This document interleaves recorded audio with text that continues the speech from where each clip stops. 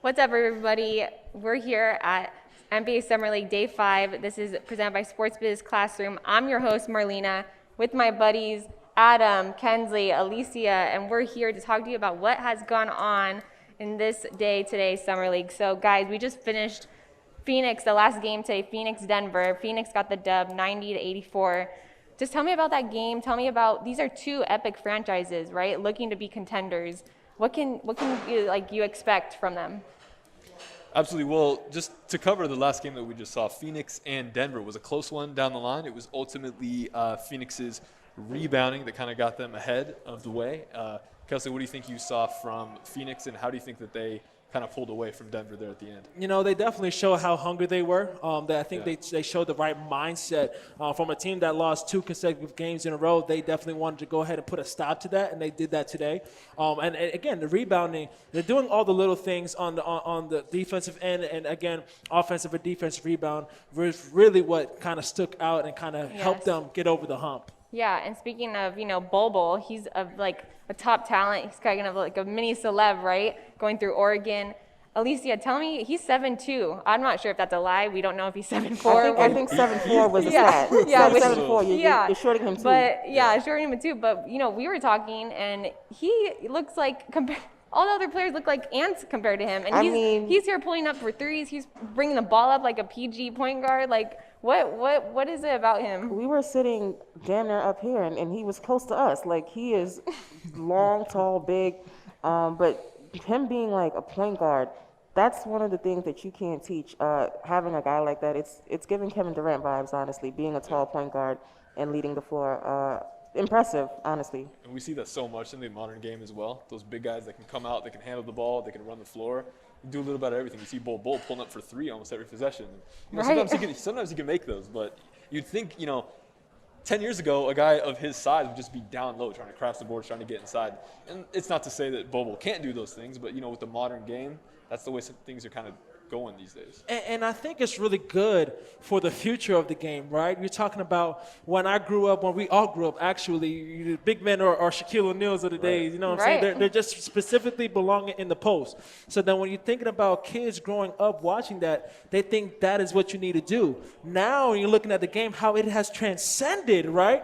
It has transcended into something where big men can play. It's a positionless game. Right. I think that's the perfect way to put it. And that really gets me excited to see where the direction of the basketball game in the NBA specifically is going. Yeah, and then speaking on, of course, we can't see all the games because we're one person. We can't be at 2 places at once, unfortunately. We wish we could. We wish we had 5 bodies because there's so many amazing games happening here at NBA Summer League. But just talk about, these top rookies, right? These are mini celebs, like I just said. People are coming from different states to watch these guys. What are some of the players that, there's Jalen Suggs, there's Sharif Cooper, there's so many other players. What have someone that stuck out to you? I think Cam Thomas for Brooklyn. I know a lot of Nets fans are excited about him. And at the end of that game, he hit that shot to win the game in double overtime. First one to score wins, and he proved that. And I think going into the season for Brooklyn has high hopes. They're a championship or bust team at this point. Right. But having someone like him on the roster coming into the rotation, I think this gives him a little bit boost that he has, confidence to play with those guys that he has, because he has Kevin Durant, Kyrie Irving, James Harden. Hall of Famers, okay? So he has to, have that confidence to be prepared to play with those guys coming up. I think the one for me is not Jalen Suggs, but Jalen Green. Yes. When I got a chance to call his game, prior to the game, we got news that he was on his Instagram Live, right, insinuating that I'm ready to go to Detroit because I'm listening to Detroit music.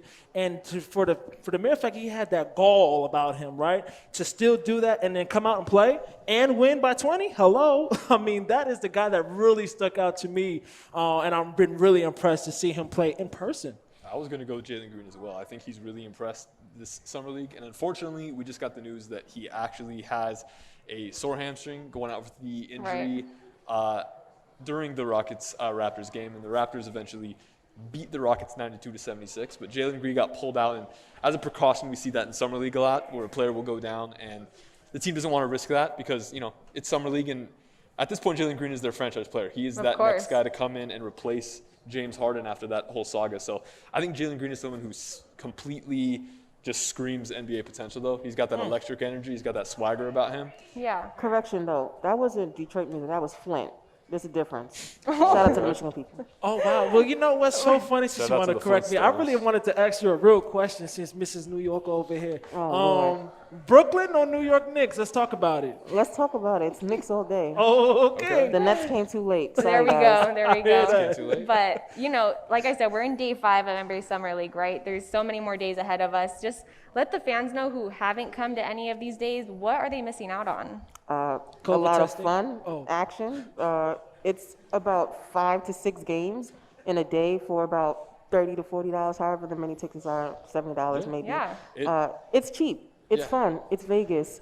And it's honestly family friendly. Like, you can bring your kids here. You can have fun for the whole day, experience NBA Summer League in like a high school setting, because this gym is kind of small. Right. So you have that, and you have the players walking around the court. You see random guys.